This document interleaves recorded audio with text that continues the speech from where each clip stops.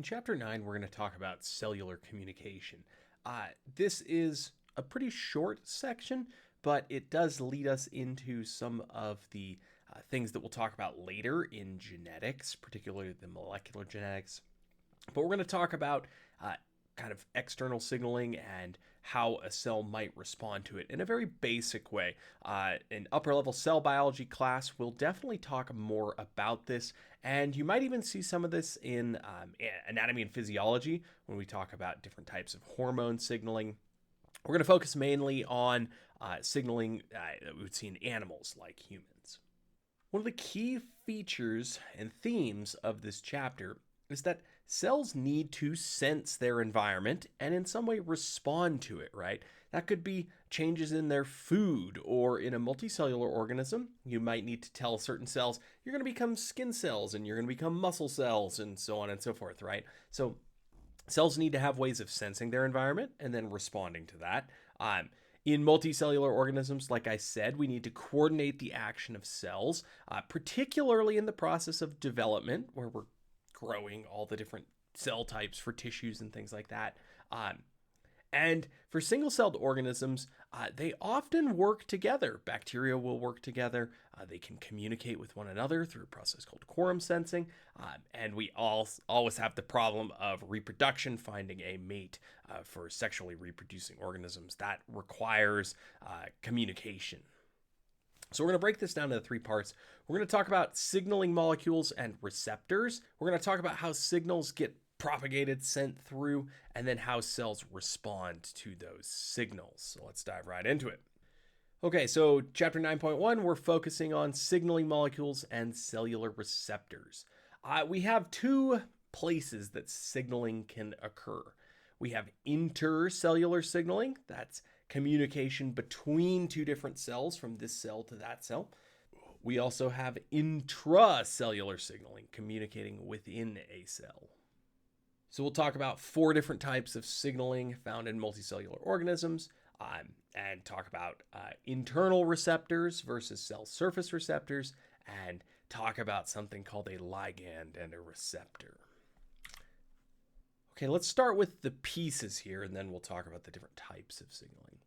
So a ligand is a small specific signaling molecule released by the signaling cell. So a cell releases this signal out. That will then go bind to a receptor. A receptor is a protein on a target cell that binds the ligand. So that's going to somehow then relay the message to the cell. We have 4 basic types of cell signaling. Autocrine is interesting. It might seem a little strange, but there are mechanisms for cells to release signals and target themselves with them. So autocrine signaling is self-signaling. The cell is targeting itself, and that leads to something happening in that same cell that released the signal. Again, that seems strange, but evolutionarily, that is a viable mechanism. We have direct signaling across something like a gap junction, where 2 cells are directly in contact and the signal moves through that gap junction. Then we have paracrine signaling. Paracrine signaling is between cells that are nearby. Now, how close is nearby? That's a great question. I don't have a solid answer for you because this can vary, but we're going to just talk relativistically, so within the vicinity, let's call it. Endocrine signaling, on the other hand, is longer distance. In something like an animal, we could break this up into, does the signal go through the circulatory system in like a mammal, or does it not? So paracrine wouldn't go through the circulatory system. Endocrine might travel longer distances through the bloodstream or something like that.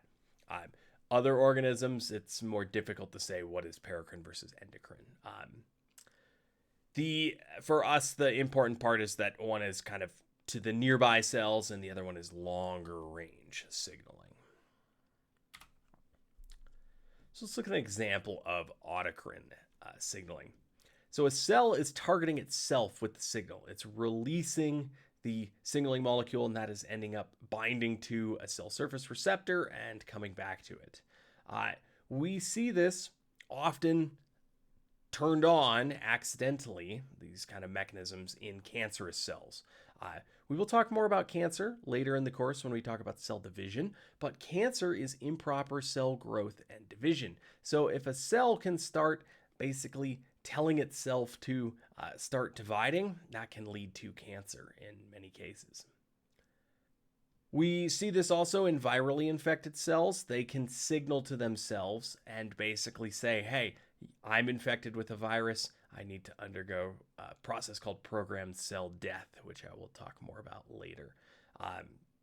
This happens when the cell itself detects that it's infected. So it's basically saying, to protect the organism, I'm going to destroy myself. Paracrine signaling, on the other hand, we're looking at short distances. So neighboring cells in the region, something is moving from one cell, the ligand.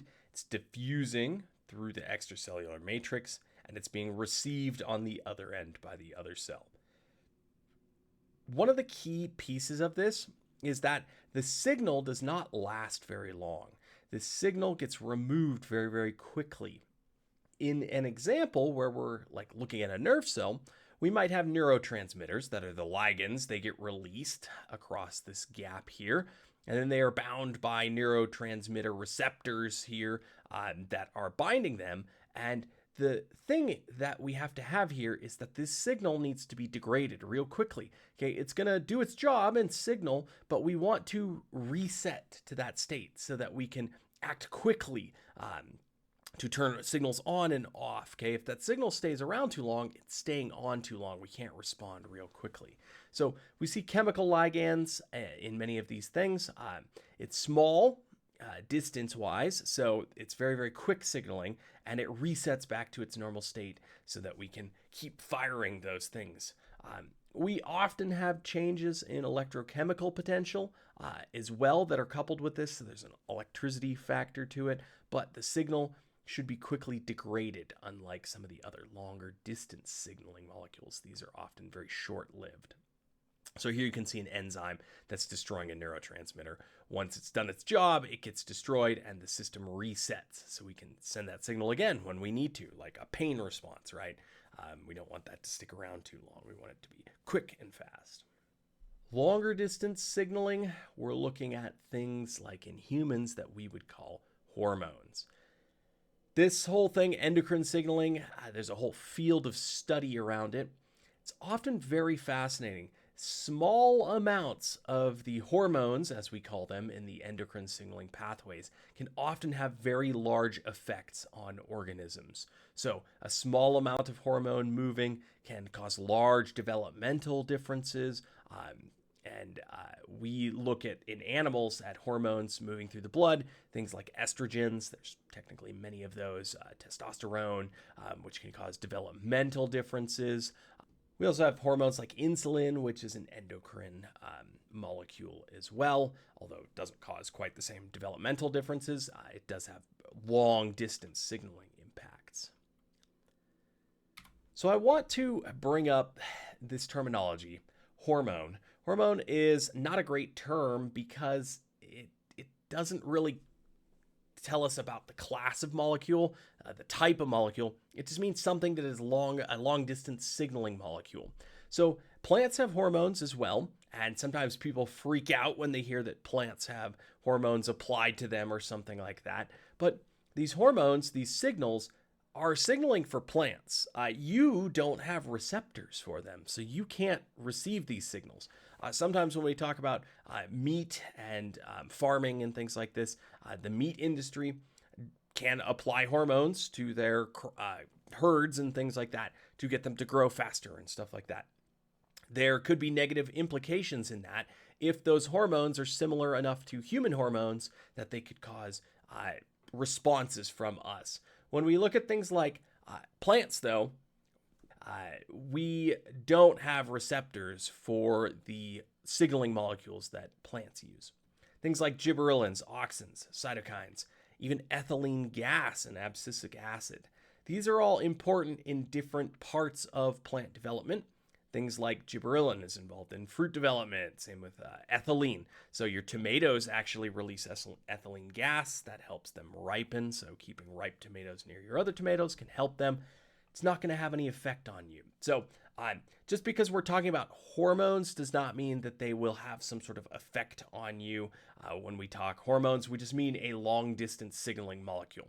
Human hormones obviously will affect us. Some animal hormones might affect us, but plant hormones not going to cause you to break out in flowers or something like that. So I just wanted to point that out for you people who are maybe more botanically minded. There are other classes of hormones and other ways that they go about signaling. Despite all the various different signals that are out there, the process of receiving the message and bringing it inside and some of the changes that it causes are actually pretty universal. We call this process signal transduction. So we have generally a receiver on the outside of the cell. This is a protein that's embedded in the membrane. It somehow binds to the ligand, the signaling molecule. So it receives the signal. It converts that into some sort of different type of message. It brings the information basically into the cell. In this case, the receiver is getting phosphorylated. And then it takes that and sends it on into the cell to cause some sort of change or response. Often, these are changes in what we call gene expression, which means basically turning genes on, making proteins. So here we can see the signaling molecule comes in. In this case, we have an intracellular receptor, so it's inside the cell, and that goes to the nucleus and causes the DNA expression to change. So we can have external receptors and internal receptors. This whole process, though, of receiving the signal and sending it on into the cell and getting some sort of response from the cell is called signal transduction. What the molecule that's signaling is, what the receptor is, and what it does can vary, but this process of binding to a receptor, sending the message inside, change in gene expression, that's pretty universal, okay? We've seen previously that this system can be exploited, right? We talked about viruses binding to cell surface receptors. Here we have the example of the flu virus, which has a ligand on its surface called HA. So when you talk about H1N1, that H part is the HA ligand that's on there. There's different versions of it. It binds to the sialic acid receptor on the surface of some of your cells.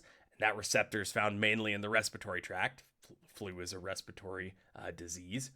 It brings the virus inside, and the virus hijacks your cells, and then it leads to their death, generally.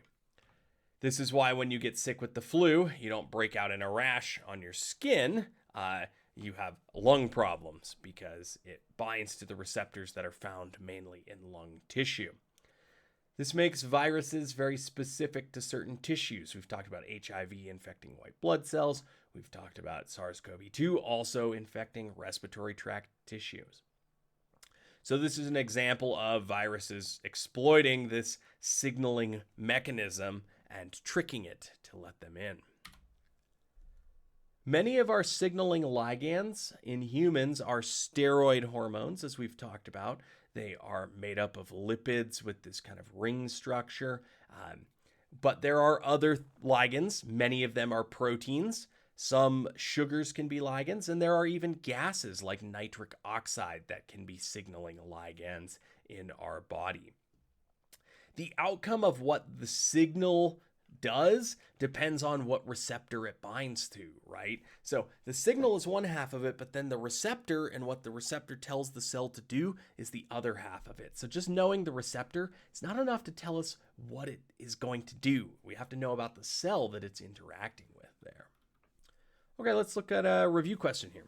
The pancreas is an organ that secretes insulin, which travels through the bloodstream and stimulates cells to metabolize glucose. This is an example of what type of signaling? Go ahead and pause the video. Think about this one. All right, so the key here is that it moves through the bloodstream. So that would be endocrine signaling, very long distance signaling here. So insulin is indeed a hormone signaler that works through the bloodstream. All right, so we have the basics here, right? Cells need to sense and respond to their environment. I think that's pretty obvious, right? Like if your food changes or you're responding to temperature differences or things like this. Multicellular organisms definitely need to communicate between cells. One cell's got to talk to the other. They got to decide which is going to become muscle, bone, all these different things. We talked about autocrine signaling. The cell signals itself. Looked at paracrine, signaling nearby cells, and then endocrine, long distance signaling through the bloodstream. The signal molecules themselves are called ligands, and these will bind to receptors, which will then send that signal on into the cell, causing some sort of change. Many viruses exploit these receptors to trick their way into the cells, and we have many different types of signaling ligands. We've talked about steroid molecules for human hormones. Many proteins are signaling ligands. There can be even sugars and gases, like we said. All right, that's it for 9.1.